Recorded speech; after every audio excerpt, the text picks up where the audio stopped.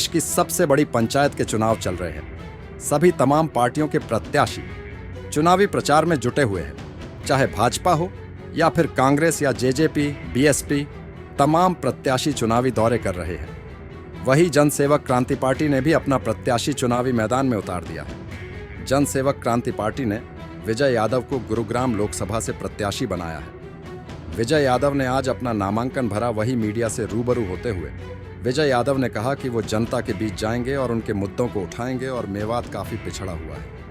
मेवात के साथ भेदभाव हुआ और रेवाड़ी में विकास नहीं हुआ। मूलभूत सुविधाओं के लिए रेवाड़ी वासियों को जूझना पड़ रहा है। हम दक्षिण हरियाणा की आवाज़ उठाएंगे, जनता के बीच जाएंगे। वहीं भाजपा प्रत्याशी इंद्रजीत पर भी निशाना साधते हुए कहा कि राव इंद्रजीत सिंह कई बार केंद्रीय मंत्री और यहाँ से कई बार सांसद रहे हैं, लेकिन फिर भी यहाँ का विकास नहीं हुआ है। हम जनता के मुद्दों को उठाएंगे। हमारी पार्टी के कार्यकर्ताओं में बहुत जोश है। जनता ने हमें पहले ही आशीर्वाद दे दिया है। मेवात और रेवाड़ी में हम शिक्षा, चिकित्सा पर ज़्यादा जोर देंगे। रेवाड़ी में विकास नहीं हुआ है। वहाँ की जनता मूलभूत सुविधाओं के लिए तरस रही है। कांग्रेस प्रत्याशी पर भी उन्होंने तंज कसा और कहा कि कांग्रेस पार्टी ने पैराशूट से प्रत्याशी को उतारा है। विजय जी, आज नामांकन किया है आपने, कितना जोश है अब कार्यकर्ताओं में, किस तरह से लोगों से मिलेंगे, क्या कुछ प्लानिंग आपने बनाई है? देखिए, हमने एक हफ्ते पहले प्रेस कॉन्फ्रेंस करके घोषणा की थी। अंकित जी ने मुझे प्रत्याशी के तौर पर जब घोषणा की, तभी से सभी कार्यकर्ताओं में, गुड़गांव लोकसभा क्षेत्र के सभी वोटरों में, सभी जनता में पूरा जोश है। और आज जो नामांकन की प्रक्रिया है वो हमने पूरी कर दी है। तो पूरी तरह से जनता में, हमारे समर्थकों में, कार्यकर्ताओं में जोश है। और कल से एक युद्ध स्तर पर प्रचार प्रसार पार्टी का शुरू हो जाएगा। हम जनता तक जाएंगे, एक एक गांव, एक एक ढाणी तक जाएंगे और अपने विचारों को, अपनी आवाज़ को वहाँ तक पहुँचाएंगे। और आने वाली 25 तारीख को हमें भरोसा है वो जनता अपना 100% वोट देख के हमें कामयाब बनाएगी। विजय जी, मुद्दे क्या रहेंगे जो मुद्दे को लेकर आप चुनाव प्रचार करेंगे, जनता के बीच जाएंगे? मुद्दे पहले भी मैं मीडिया में कहता रहा हूँ। मुद्दे यही होंगे कि रेवाड़ी, नुहू और गुड़गांव, ये 3 जिले हैं।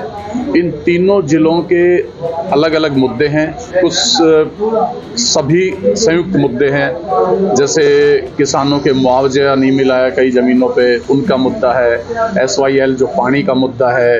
अहिर रेजिमेंट का गठन अभी तक सरकार ने नहीं किया, 2.5-3 साल से घर में बैठे, वो मुद्दा है। गुड़गांव में हॉस्पिटल नहीं है, बस स्टैंड है वो जर्जर हालत में है, वो मुद्दा है। मेवात के साथ भेदभाव किया जा रहा है, वहाँ धर्म मज़हब के आधार पर लोगों को से नफरत की जा रही है, उसको भाईचारा कायम करे, शांति कायम करे, वो मुद्दा है। धारवेड़ा में गंदा पानी आता है राजस्थान अलवर से, वहाँ के बाशिंदे पलायन कर रहे हैं, वहाँ की फैक्ट्रियाँ पलायन कर रही है, वो मुद्दा है। और रेवाड़ी, जहाँ एक ही परिवार से पिछले 30-35 साल से MLA रहा है, फिर भी रेवाड़ी की सड़कों की हालत, सीवर की हालत हर तरीके से पिछड़ी हुई है, उसका भी विकास करना, ये सभी मुद्दे हैं। टक्कर कितनी देख रहे हैं? कांग्रेस ने भी अपना टक्कर कितनी देख रहे हैं? देखिए, मुंबई से या बाहर से लाके लोगों को यहाँ अगर उतारा जा रहा है पैराशूट से, तो मैं समझता हूँ वो टक्कर तो है ही नहीं कहीं। वो तो पहले ही अपनी जमानत जब्त करवा चुके हैं, वो कामयाब नहीं हो पाएंगे। एक तरफ राव इंद्रजीत जैसे कदावर पुराने नेता है, दूसरी तरफ राजबब्बर है, फजील पुरिया है, फिर आप इसमें कितना चुनौती मांगे? देखिए, राव इंद्रजीत परिवार पिछले 75 सालों से इस देश में 1952 में पहला चुनाव, तब से लेके आज तक राजनीति कर रहे हैं और अनेक बार मंत्री भी रहे हैं और पिछले 4 योजनाओं से लगातार सांसद है, वो केंद्र में मंत्री भी हैं। तो मैं समझता हूँ कि अब जनता उनसे ऊब चुकी है, क्योंकि एक ही परिवार की बपोती बन के रह गई है दक्षिण हरियाणा की राजनीति। और उन्होंने सिर्फ और सिर्फ राजशाही के ठाठ लिए हैं। यहाँ के इलाके के विकास के बारे में कभी नहीं सोचा, आम जनता से कभी रूबरू नहीं होते। सिर्फ चुनावों के वक्त महीने 2 महीने जनता के बीच होते हैं, बाकी 4.5 वर्ष वो जनता के बीच नहीं होते, गायब रहते हैं और ना ही कभी संसद में बोलते हैं। ठीक है, क्या कुछ मुद्दे रहेंगे, लोगों के बीच कैसे जाएंगे? देखिए, जनसेवक क्रांति पार्टी तो पिछले 3 साल से लोगों के बीच में ही है और ये हमें आशीर्वाद ऑलरेडी मिल चुका है कि विजय यादव जी हमारी पार्टी से जुड़े हैं।